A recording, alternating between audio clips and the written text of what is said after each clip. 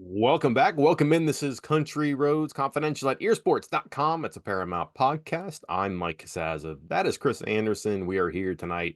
Still late Saturday night. Still another loss for West Virginia against a ranked team. This time 45-18 against Kansas State. Um, Chris, the bar is not supposed to get lower. Keeps getting lower. This is a weird game. The margin is what it is. It could be deceiving. It could be Um, definitive, I don't know. It's the worst home loss for Neal Brown.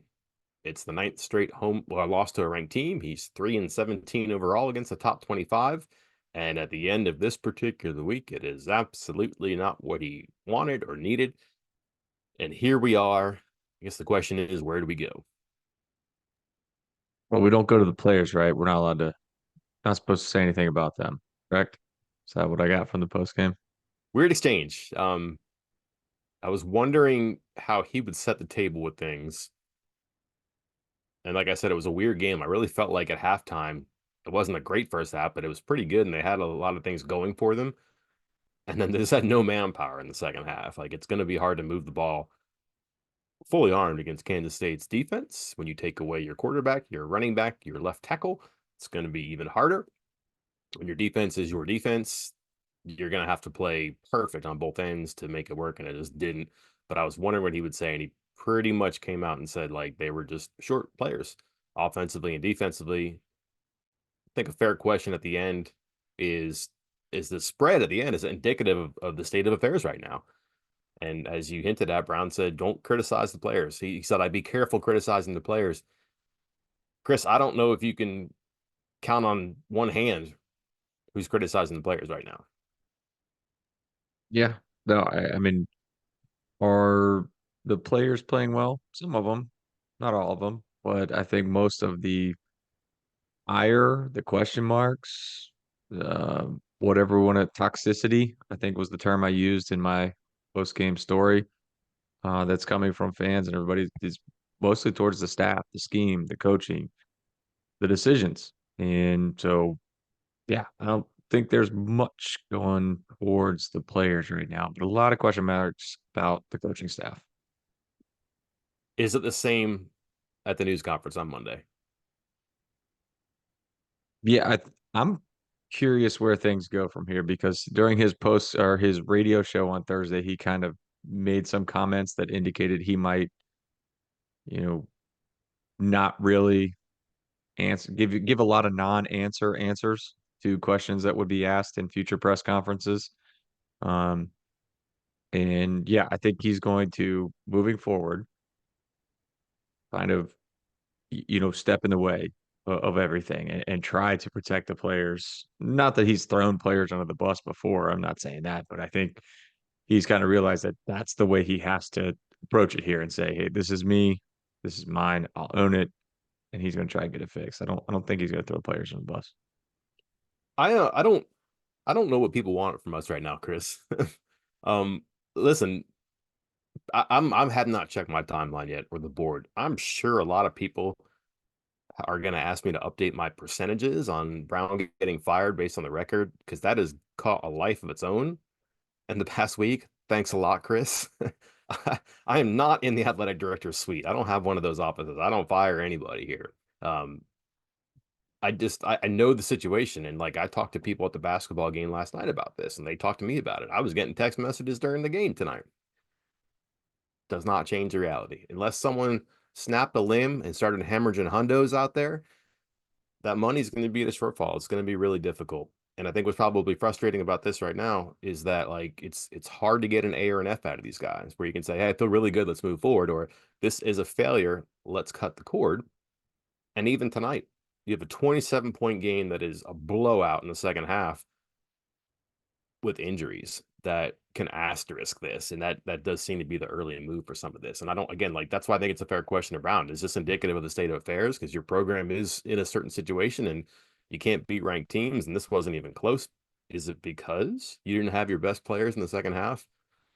Kind of a non-answer there. I said he wasn't running from the score, but I just, this is not about one game. This is not about one game. It's about 6 seasons. I don't know what to tell people there. And then like separate from that, like a full evaluation Look, everything matters. I get that. But if people are looking for a coaching change overnight in the morning, Monday afternoon, be shocked. I would be shocked. And again, just look at what happened this week. Look what happened this week. Um, Not going to be reactive. Got to be responsible, I think. And I'm not sure how they think that's going to go. This is going to make people mad, what I'm saying right now. I understand that. Do not shoot the messenger here.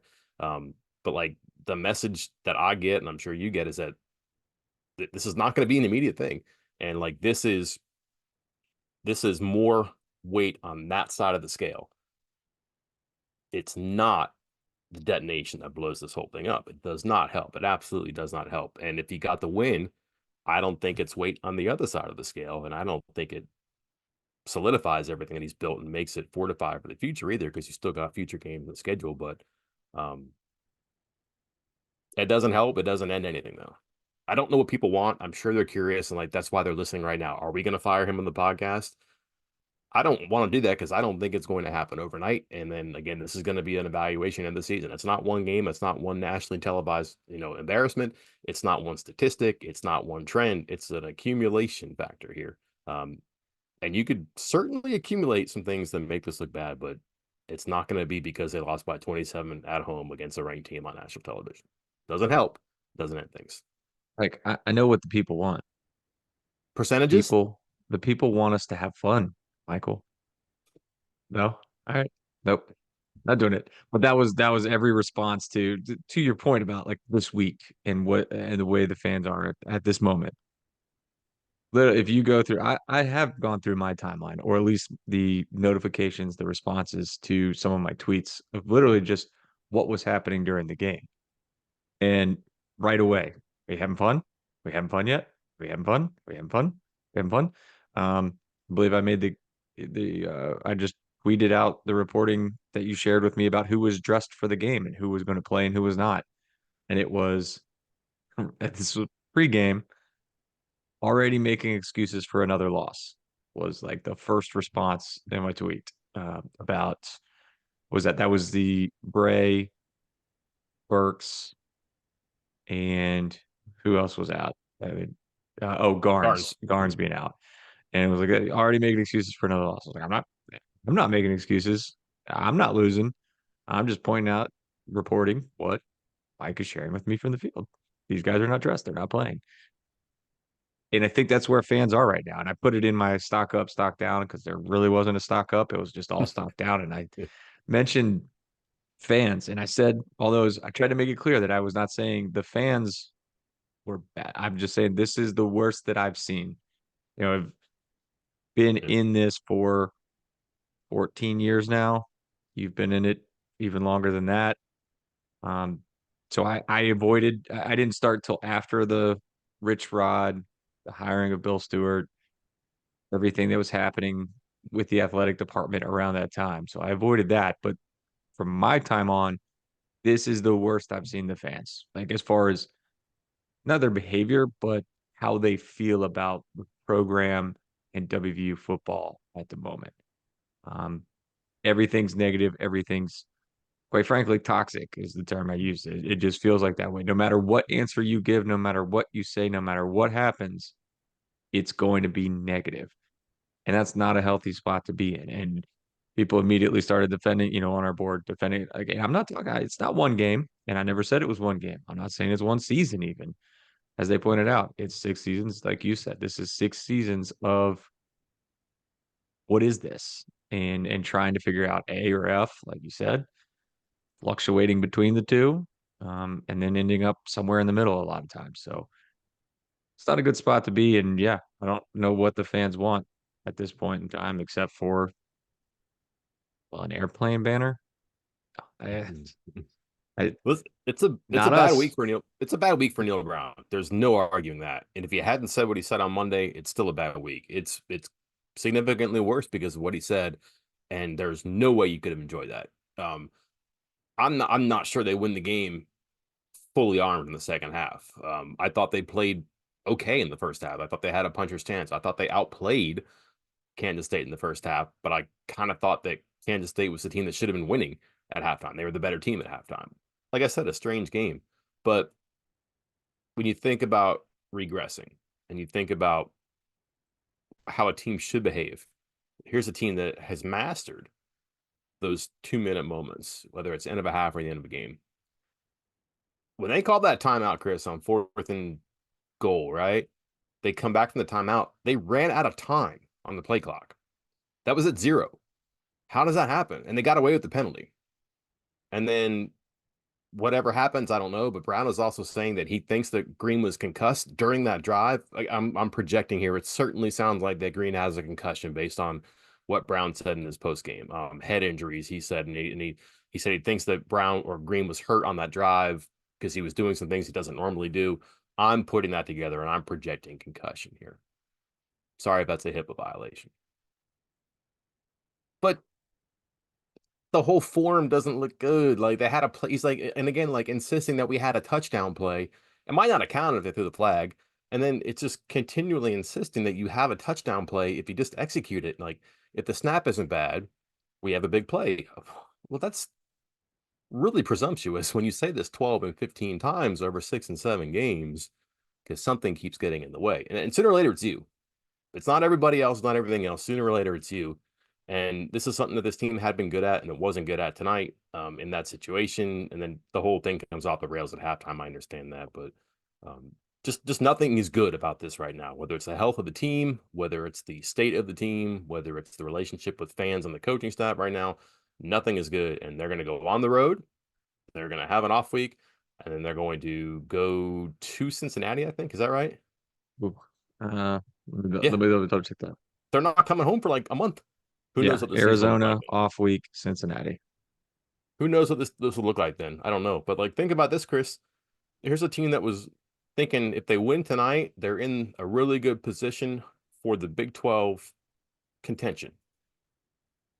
Now they gotta like do really well in the second half for a bowl bid. What a change. And no one saw By that the way, coming. Baylor, they return home in a month to play Baylor, a team that just put up 60 points today. So, row. Um, also, I'm gonna let some people in on a secret. This is a VIP exclusive here. Um, every play that you draw up should result in a touchdown if it's executed properly. I just saying, if a play is drawn up and all 11 people do their job, it's always a touchdown. But so yeah, they that drive was weird. That last play was weird. When you see the replay, and I was able to see the replay on television, that Green's head was slammed to the ground on the last play, on the one where on the fourth down play where he rolled out and kind of Hmm. pump faked. And so tell me if that had happened there. I believe it. Um, but He tried to get earlier, up and he yeah, couldn't get up too. Like I saw that yeah, happen. yeah. And like you said, but Neal Brown kept saying might have happened earlier in the drive. Don't know, but I don't know. It like, can we take a few minutes to talk about some of the plays and players on the field here? Again, I know he's taking responsibility for it, and we've said, a lot of this is the coaching, the scheme, the plays, whatever. But man, that was not pretty tonight. A lot of people on this team, like for West Virginia. No. I have a couple of things I'd like to point out, but I'll let you tip it off. Like I was tracking mistakes here after a while. Like I was looking at first downs, third downs, because I thought that was gonna be I went to a third line on mistakes, like important stuff like drops, missed Yeah. throws, penalties, missed tackles on 4th and 2 that ends up being a first down and a touchdown drive. There was a lot tonight. Is that all coaching? No, it's not. No. Yeah. In some of that, again, you go to Green, and some of this was earlier. So it wasn't even that same drive, but like those interceptions. And he said, "Oh yeah, that first one, I think he said he thought it got tipped. I did not see that first interception get tipped. That was on that scissor route where the two out, Okay. the inside goes out, outside comes in. The inside receiver who went down the sideline was Cole Taylor. I believe he's wide open. Open. Touchdown, easy.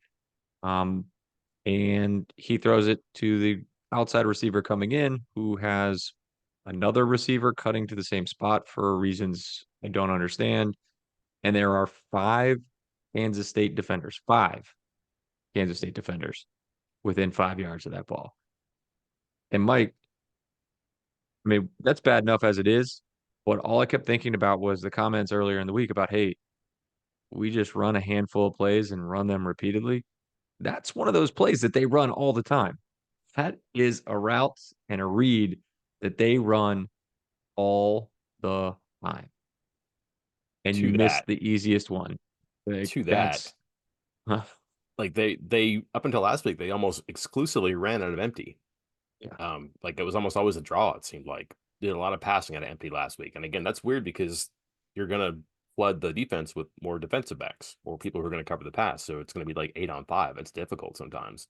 Um, they passed out empty again tonight, like they did last week, and they jumped that route that they picked off. Like that pick six Oh was yeah. two guys who undercut the route and were right there. Like I don't know where that pass is going to go, but I think it was Taylor who's cutting out, and that's what happened last week. If you put Taylor out there, he's not going to go deep. Maybe it's an option route or something like that, but he's going to go outside or inside. If you see him breaking out, you're probably going to go underneath that route, which is what happened at the pick six. Um, and I at that point you're thinking, oh boy, this is going to get bad before it gets better.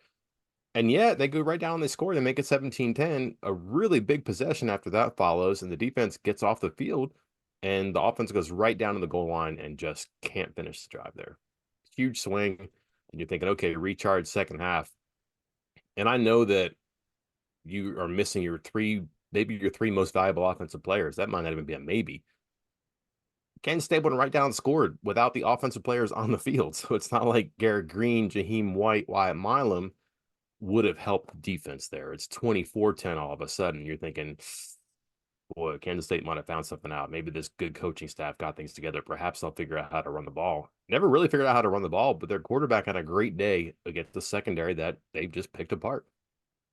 Yeah. And for the umpteenth time and certainly twice in the last 2 weeks, the offense goes slightly faster than they had been on a previous couple plays. I don't even want to call it tempo. It wasn't like they were speeding to the line to get a snap off, and the secondary is just completely lost. And on that play, I believe Neal Brown said they were in quarters coverage and just ran right by the safety.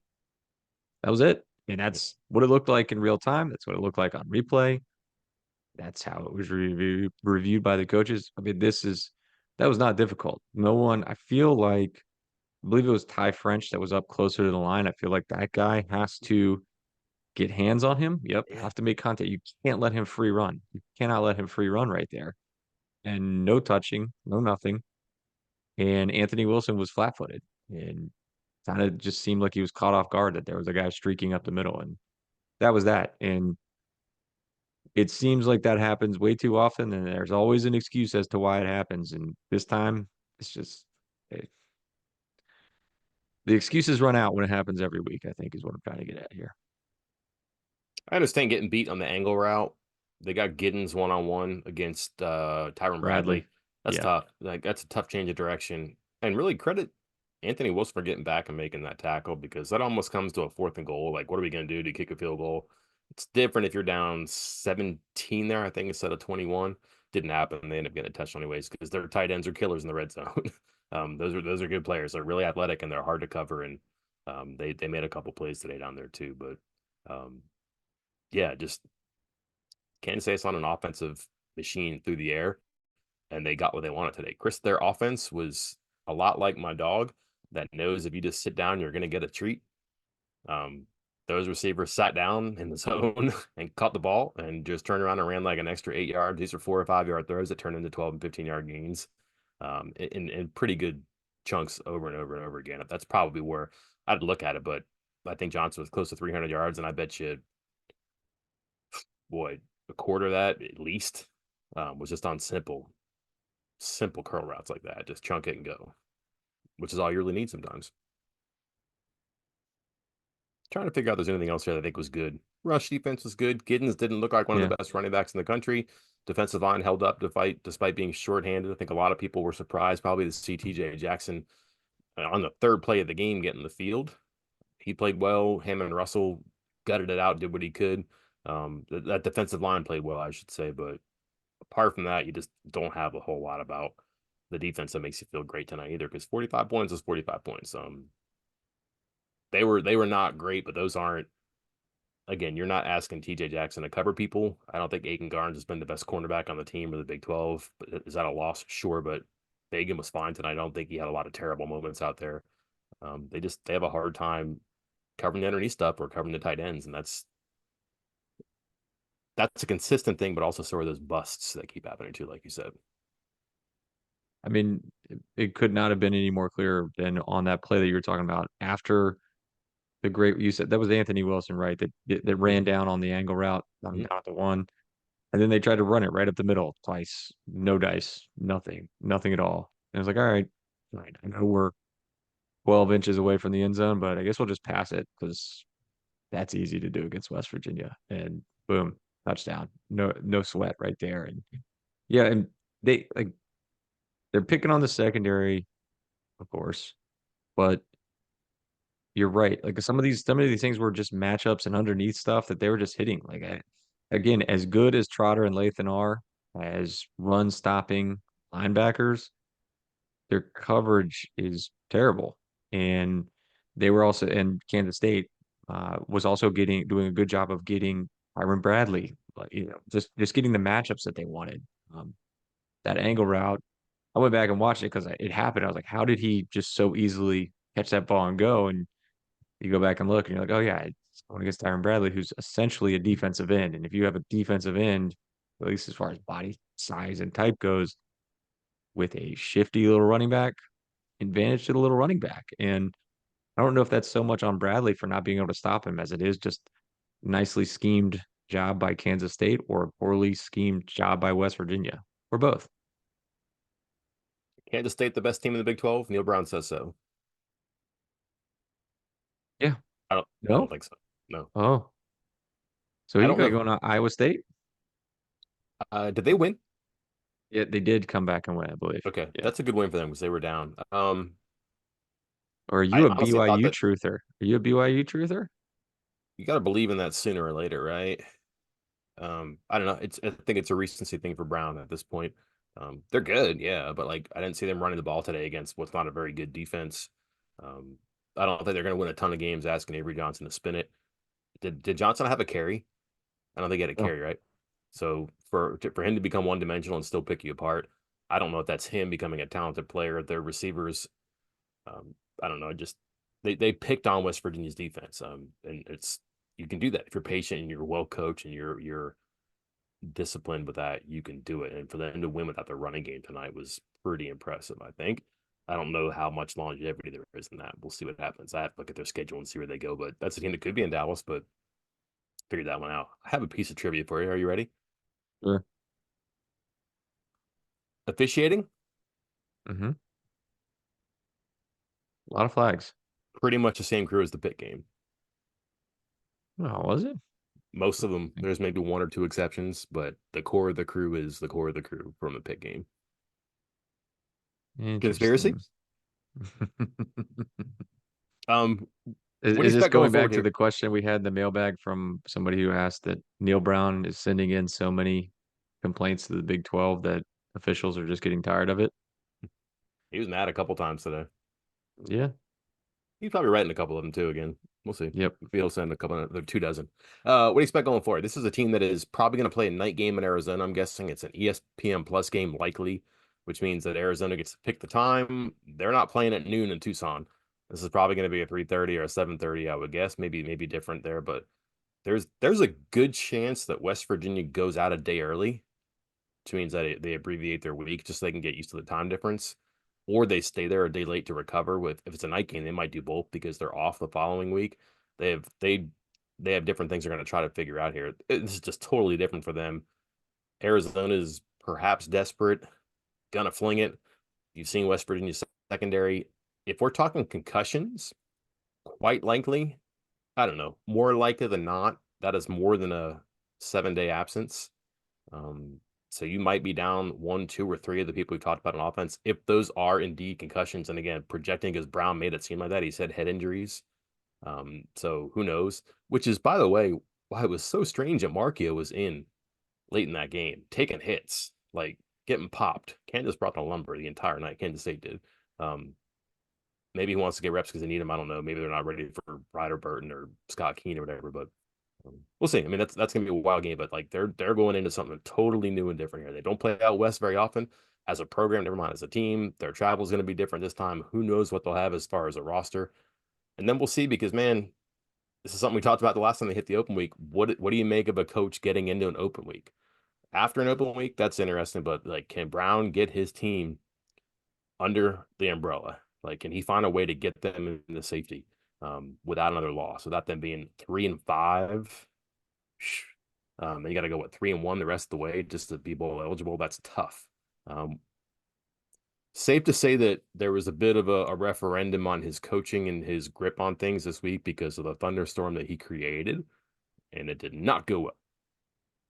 I think there's going to be more of that this week too. Like, what does he have as far as like a control, a grasp of this particular team, and just conceptually his job? Because it'd be great to get out of Arizona with a win, recharge, and hit the final four games. But if they're 3-5 with a week off, I have no idea what type of team you get back in the field after that.